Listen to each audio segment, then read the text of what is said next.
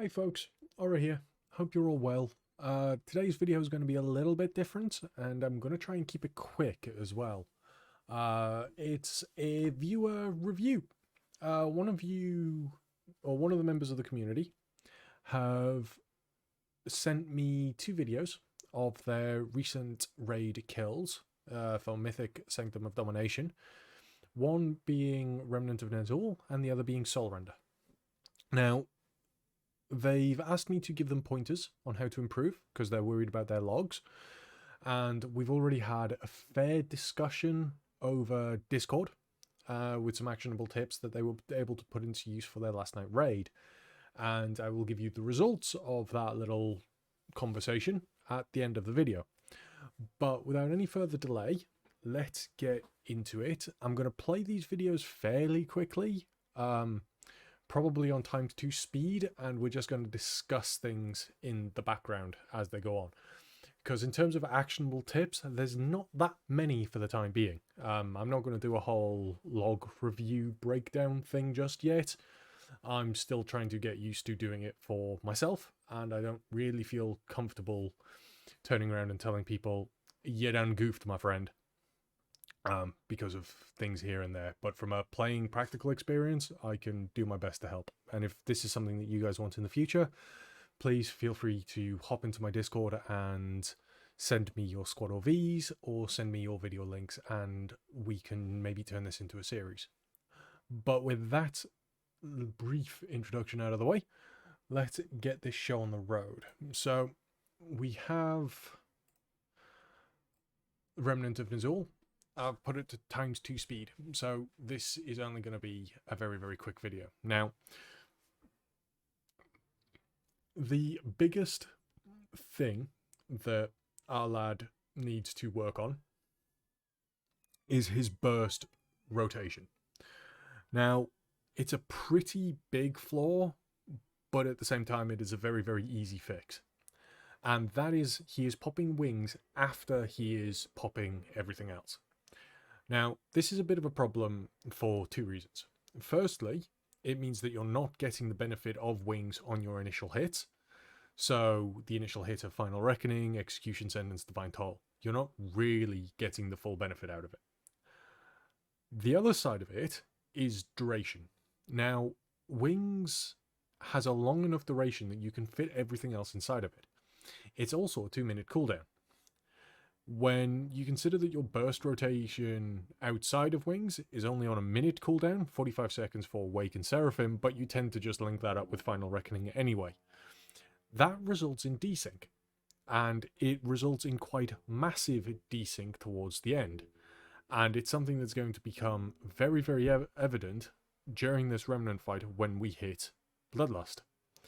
At which point I will slow this video down briefly just to illustrate something, but that's it really. The mobility is also pretty good here. Shield of Vengeance is being used rather well. It's being used as a defensive more than a damage increase. And for those that are log passing, it can be used offensively with Blessing of Sacrifice to damage the orbs. In this case, or damage the ads in Soulrender, which is the next fight that we'll be covering. So we can see the abilities coming back. You've been hit by the blue circles a couple of times, resulting in silences, which aren't ideal, but unfortunately they can't be helped. Now, this particular video, you were very, very unlucky, my friend, in that you were targeted with the Dispel multiple times, which did reduce your uptime. Now, here we go. So let's slow this right down and take it back a few seconds. So here we go. Right. The boss is at 21% health. The knockback has just occurred, throwing everybody away. This was called in the raid comms. Raid comms are muted, obviously, for YouTube purposes. Don't want to out the entire guild.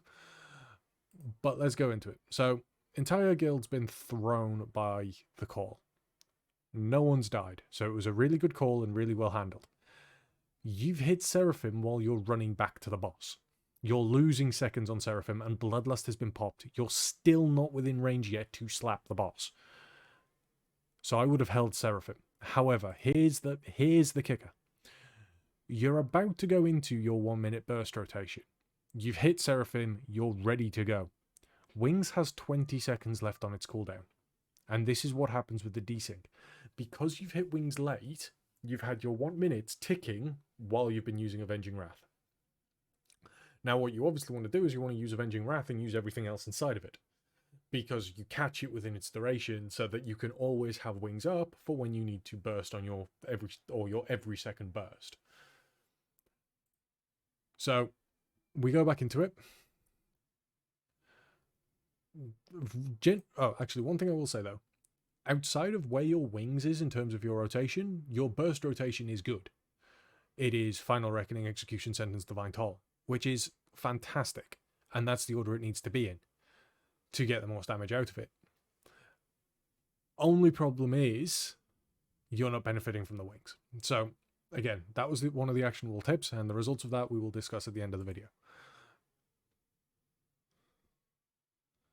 Should probably be using your Hammers of Wrath as well when you can fit them into your globals, but that's fine. Here's a problem. Right, let's slow this back, and I'm just catching this now. Oh, I think I've just caught this now. Right, you're at full holy power, and I'm now about to watch your globals come off, and I need to right, there's your Templar's Verdict. Right, let's play this back, because I don't actually think you hit your Templar's Verdict. I think you hit Wake at 5 holy power. No, right, so you've Templared Verdict and you've Waked. Right, no. Okay, that's all right. You did spend holy power before you went into your Wake. That's all right. For a second there, it just looked like you didn't, but you do that so quickly, which is good. That is fantastic. Now, you get out of the Grasp of Malice. You could have probably backstepped there and still faced the boss, or at least strafed to the left or right, and still stayed on the boss rather than turning your back to it and losing a global on the boss. Now, this is what I mean. Like, you've hit your Wings, or rather, someone has died giving you free Wings. You've got a couple of seconds left on Divine Toll, so you're going to get a free Judgment out of this, but you've got nothing else to follow it up with. You've got the free Holy Power Spender, but that's it. So your full Wings is about to come back. You should really be using Hammer of Wrath a little bit more often. You need that for the extra Holy Power generation, because what you need to do and get used to, especially during your Divine Toll windows, is trying not to double Judgment, and using Hammer will help with that.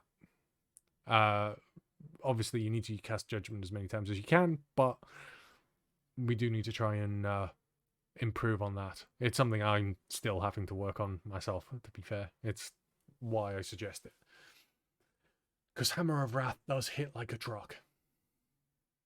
It do. Now, one thing that will help in terms of a gearing thing, and I don't know how relevant this is, but you're using Blood as the choice. Blood is very, very good for pure single target fights. So Guardian of the First Ones, for instance, Blood is fantastic there if you have it upgraded fully. However, generally speaking, I would probably advocate using the Unholy set because of the strength it gives you. Strength is our best stat throughout. Now, obviously, if you have Blood to a much higher level, then that is the go-to. But as far as I'm aware,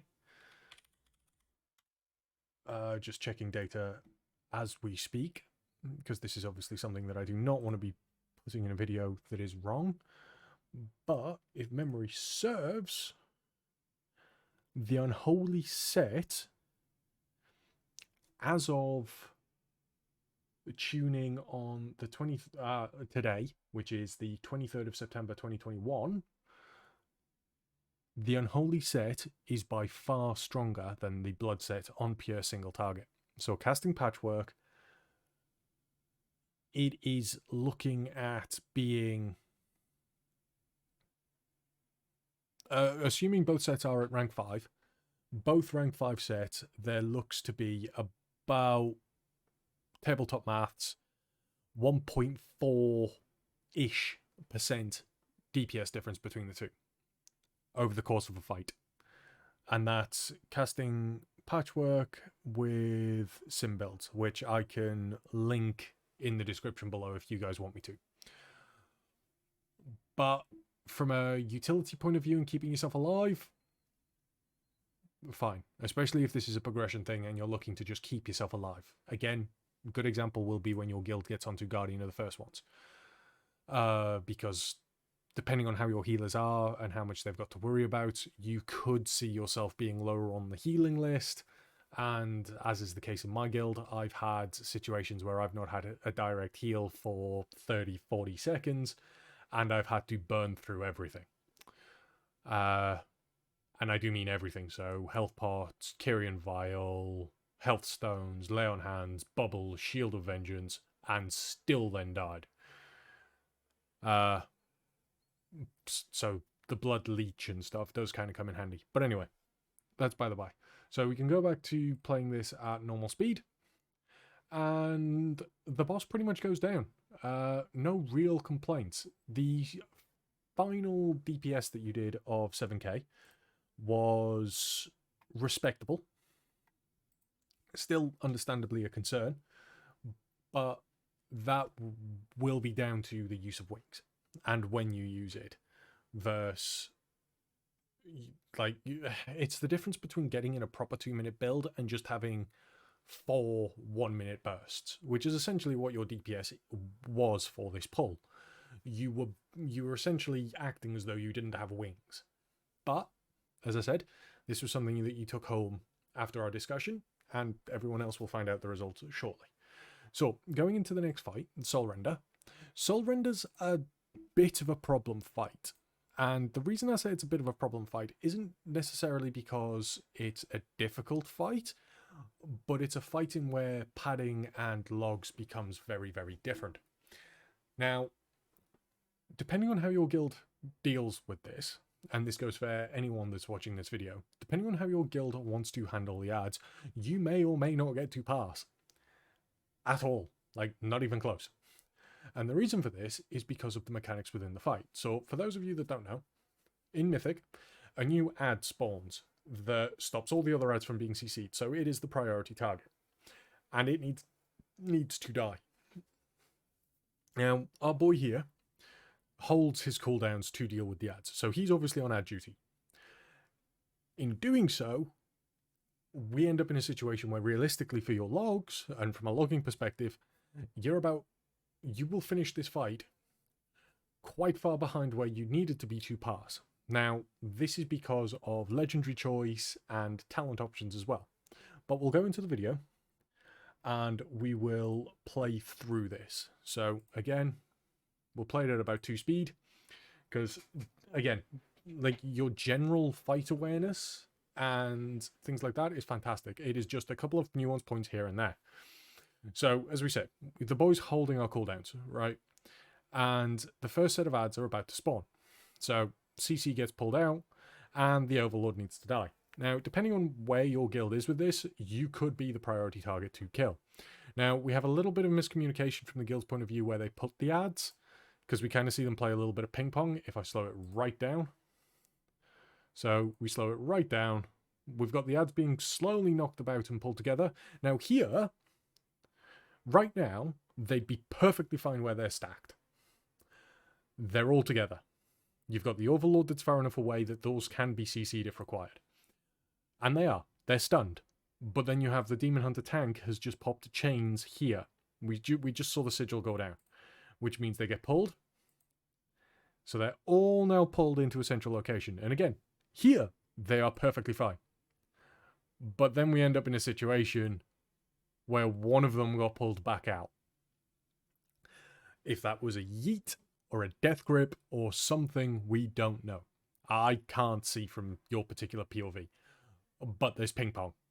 Now, this ping pong is horrendous for the people that have brands, because obviously for those that know, those brands on the floor, they do a little bit of ticking damage to you in terms of rot damage, But what they also do is they increase the damage that those mobs take by a significant margin, and you want both brands stacked on those ads.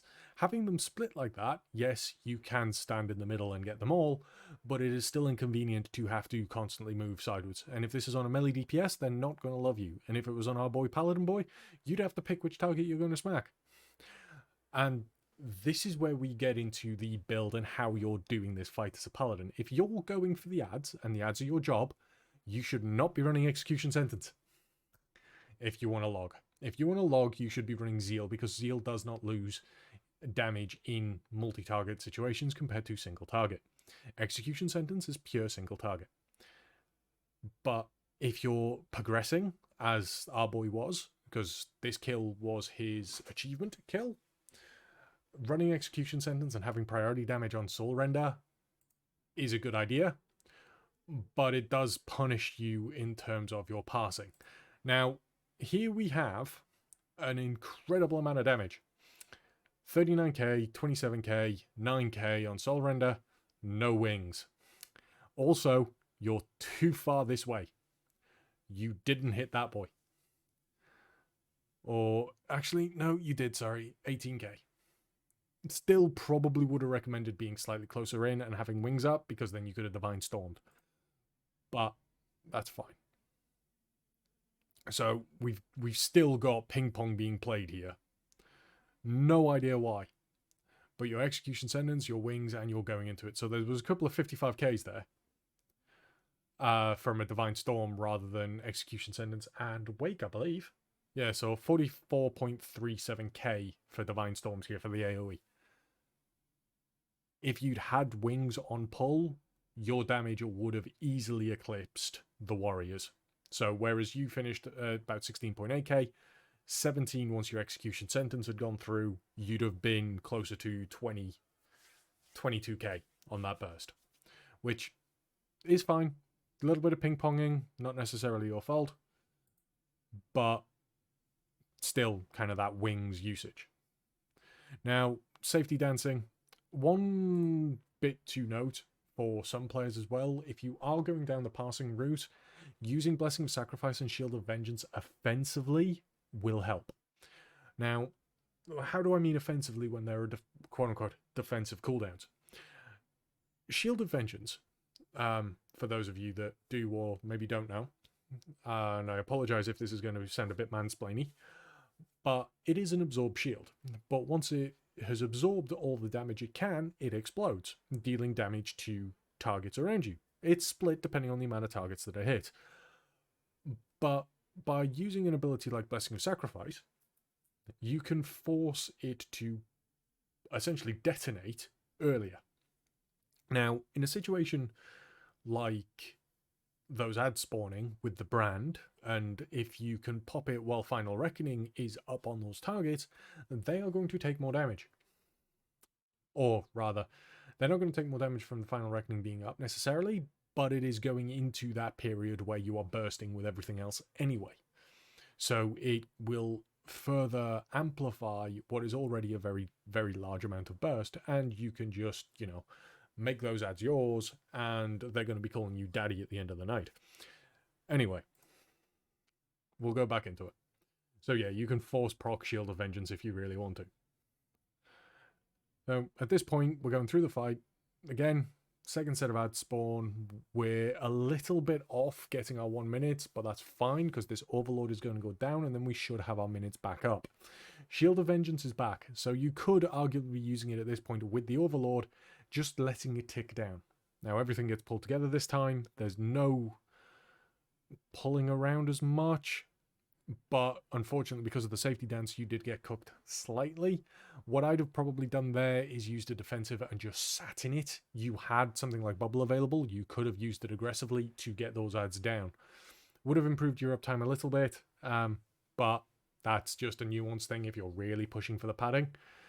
Again, in this particular situation, you played well, because had you have chosen the route of padding, you need a better legendary. You need to be running Tempest to the Lightbringer for this fight if you want to log, because the whole point is you're going to do as much damage as you can during those buff phases, that you're going to end the fight on 16-17k DPS.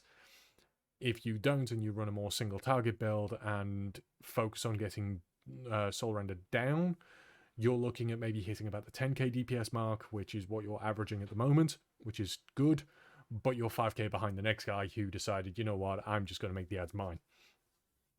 Now, again, a bit of ping-ponging with the ads, not ideal, and needs to be a little bit faster from a DPS perspective, especially if you're going into everything. Now, here's one thing that I will say.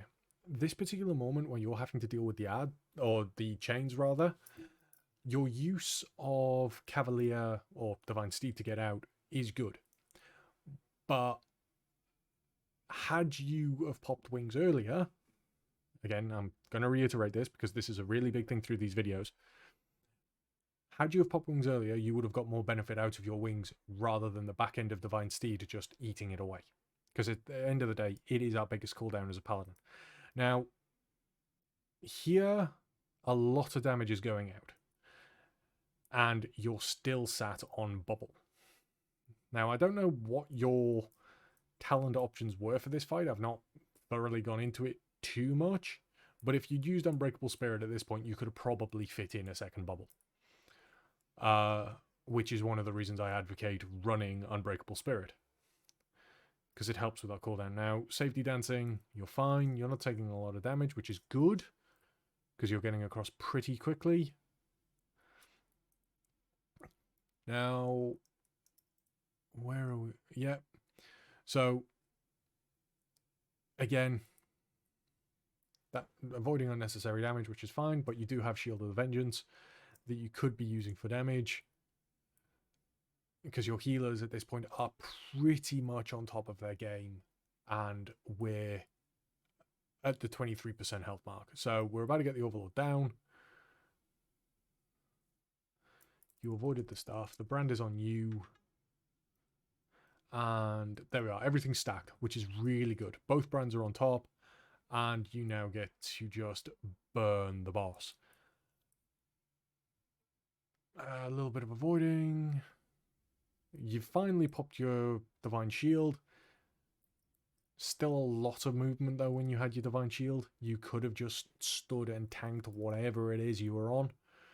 Because remember, Divine Shield is just a flat immunity. Now, here's something that I do want to point out. Moving across to the Overlord as the Paladin and using your Steed for it is fantastic. You were, I believe, the first one to actually hit the thing. Oh no, you had one person ahead of you. And I don't know who this was, so we're going to play it slower. We're going to see where they're positioned. So you are at the opposite end of the arena. You have all these DPS that are closer. You see the ad spawn, you work out which one it is, and you're off. You're going.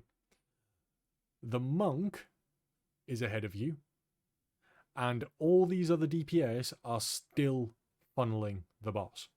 Now, I don't know in your comms if this was something that you were targeted with and you were supposed to get over there. But, either which way, fantastic awareness and fantastic use of your mobility.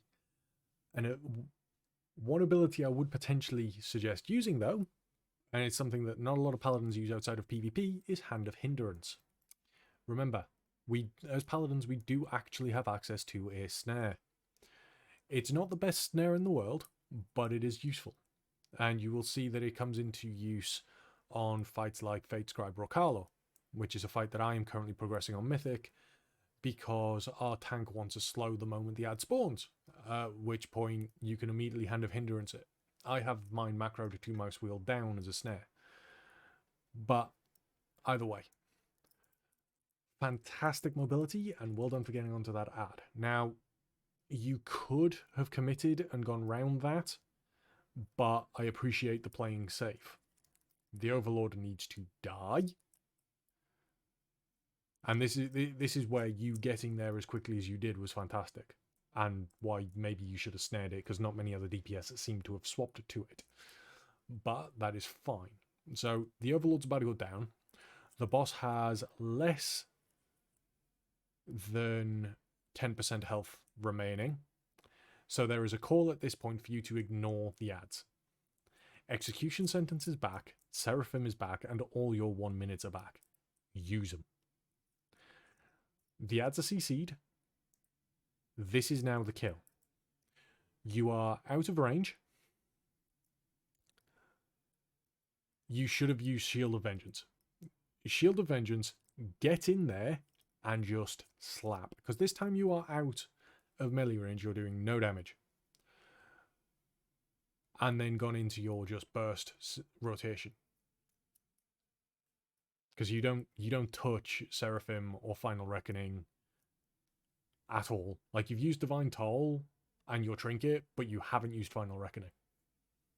Which is a massive waste. Every time you Divine Toll, make sure you Final Reckoning first. And you will get the damage out of it. Now, I know I was saying that this fight is a bit of a problem when it comes to logging, but you can still do a substantial amount of DPS if you single target focus and priority focus, and you could top the damage or top the meters in terms of damage done to Soulrender, which is fantastic from a progression perspective. But yeah, you need to be less reserved when it comes to holding your cooldowns, because see, like, it's been 20 seconds since you hit Divine Toll and the boss still isn't dead. You had time to Execution Sentence Final Reckoning, and theoretically, had you have done that, the boss would be dead now. And he goes down. You do swap to the ad to stun it, which is fantastic because it was getting close.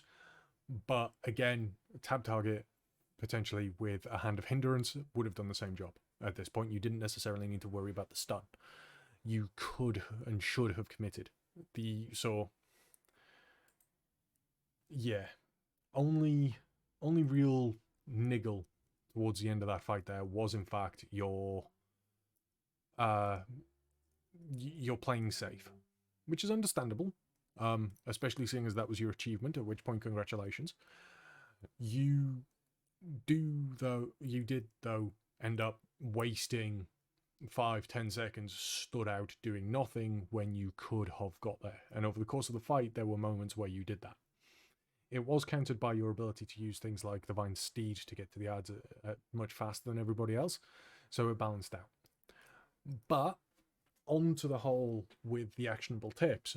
Now, I told you guys that I was going to tell you what the end result were after these actionable tips in his raid night last night, because our boy is American, and obviously I am based in the UK, so there was a bit of a time difference. And I managed to catch him just before he raided last night.